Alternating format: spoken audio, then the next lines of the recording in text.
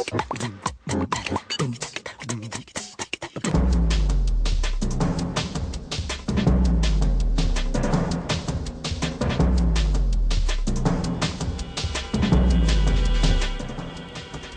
programme régional Biomasse Énergie UEMOA est en phase opérationnelle.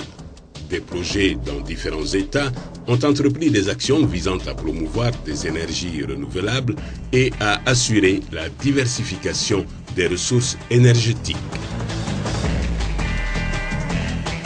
En 2 ans, une mutuelle a octroyé à ses adhérents plus de 600 millions de francs CFA en zone rurale.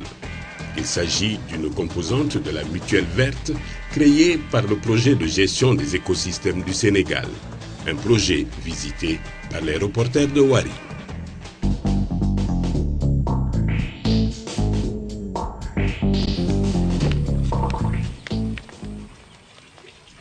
À 71 ans, Fatou Mané tient une petite parcelle dans le verger des femmes de Bamako. Comme son nom ne l'indique pas, Bamako est un petit village situé dans la communauté rurale de Toubacouta, au centre-ouest du Sénégal, à environ 300 km de Dakar. La détermination de Fatou Mané et des autres femmes de Bamako s'explique par la présence de cette mutuelle. Communément appelée ici mutuelle verte, l'établissement est installé tout près de la réserve de biosphère du delta du Saloum. Chaque jour, des femmes en majorité s'y rendent pour chercher du crédit ou pour formaliser leur adhésion.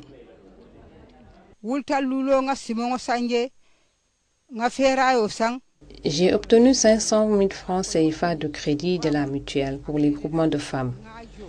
J'ai pris la moitié pour faire creuser un puits, car sans eau, nous ne pouvons pas travailler.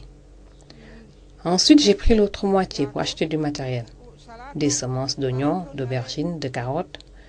Après, nous avons commencé le travail.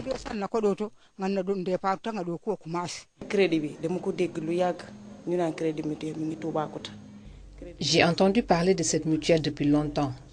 Je m'active dans le maraîchage et j'ai pensé que je pouvais améliorer mes revenus en obtenant du crédit. C'est pourquoi j'ai ouvert un compte à la mutuelle. À Toubacouta et ses environs, tout le monde a pris conscience de la nécessité de protéger la nature. Toute activité exercée allant dans le sens de la protection de l'environnement ou du développement durable permet d'obtenir du crédit de la mutuelle. Nos financements varient de 50 000 jusqu'à 1 million. Donc on a eu à financer, ces femmes qui sont là ont eu à bénéficier directement des crédits donc de 500 000 francs donc dans un premier temps et certaines donc 1 million, certaines 1 million. Et c'est des femmes qui sont braves et qui assurent donc même le remboursement. Il y a des femmes qui font de la transformation de noix. Donc, par exemple, il y a aussi des femmes qui font même de la plantation, des pépinières communautaires donc, qui s'activent dans ce domaine-là. Il y a le maraîchage, il y a l'élevage, il y a l'apiculture et l'aviculture. Tout ça sont des activités donc, qui se développent dans la zone. Quand quelqu'un veut bénéficier d'un crédit au niveau de cette mutuelle, il faudrait qu'on ait une garantie que c'est une personne qui s'active au moins dans la réserve naturelle communautaire, qui plante, qui s'active dans le cadre de la conservation des ressources naturelles. Et ça, il y a un comité au niveau du village qui peut apporter cette garantie-là. Maintenant, l'autre garantie, c'est que c'est un bon payeur. Là, ce sont les villages où il vient, qui le connaissent, qui puissent assurer. Si tout simplement quelqu'un là-bas, au niveau de ce comité de village, dit cette personne n'est pas fiable, ou bien cette personne ne s'active pas dans le cadre de l'environnement, quand on intervient dans la réserve, cette personne est disqualifiée. Depuis sa création, l'engouement est tel que hommes et femmes rivalisent d'initiatives. Si d'aucuns se lancent dans le maraîchage, d'autres dans le reboisement de la mangrove, l'apiculture, l'ostréiculture ou encore dans la récupération des terres salées à des fins agricoles. Je peux gagner jusqu'à 125 000 francs CFA à chaque récolte des huîtres.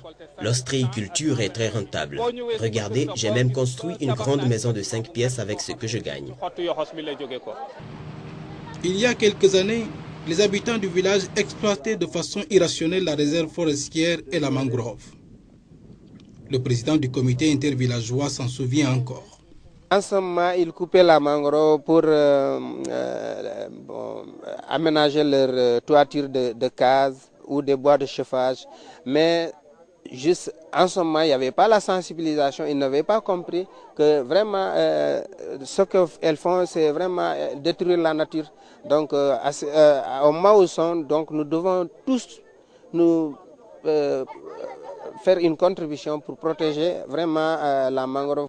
La création d'aires protégées et de réserves communautaires par le projet de gestion des écosystèmes du Sénégal qui a créé la Mutuelle Verte constitue un modèle d'exploitation rationnelle des ressources naturelles du delta du Saloum.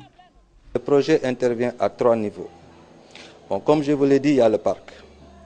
Il y a des actions qui sont effectuées dans le parc en accompagnant la direction des parcs nationaux dans le cadre de l'ouverture des pare-feux et de la lutte contre les feux de brousse à l'intérieur du parc. Il y a des actions de reboisement parce qu'ici on est dans un site qui est un site qui a une frange côtière. Hein?